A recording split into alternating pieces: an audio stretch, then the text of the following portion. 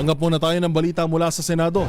Senator Bato de la Rosa nagpahatid ng pagbati sa kaarawan ni dating Pangulong Duterte. Mensahe sa dating Pangulo alamin sa report ni RH28 Raymond Dadpaas. Laki Raymond. Magpakatatag kayo at malalampasin nyo din ang pagsubok na dumating sa inyong buhay. Ito ang mensahe na naisiparating ni Senador Ronald Bato de la Rosa ay dating Pangulong Rodrigo Duterte sa pagdiriwang ng kanyang ika-80 kaarawan sa araw na ito. Kauna-una ang pagkakataon nito na mag-birthday siya sa bilangguan sa The Hague, the Netherlands.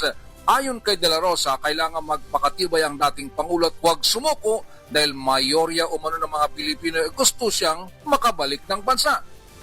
Ipinaalala ng senador sa dating Pangulo na hindi lang ang mga kababayan natin dito sa Pilipinas ang mga patuloy na sumusuporta sa kanya, kundi sa iba't ibang bahagi ng mundo. Sabi ni De La Rosa, gagawa siya ng paraan upang maiparating ang kanyang pagbati ng maligayang kaarawan kay dating Pangulong Duterte.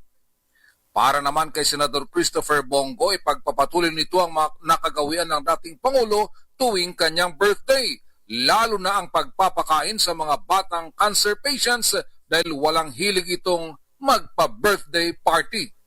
Narito si Senador Bongo. Kaya ipagpatuloy ko po ito. Magpapakain po tayo. May mga kaibigan tayo na gustong magpakain rin po sa mga cancer patients. Dahil namimiss po ng mga pasyente, mga cancer patients si Tatay Digong. Alam mo, napakasimpleng tao lang po ni Tatay Digong. Walang kaarte-arte sa birthday niya. Ito si RH28 Raymond Dadpaas para sa DZRH sa Una sa Pilipinas, Una sa Pilipino.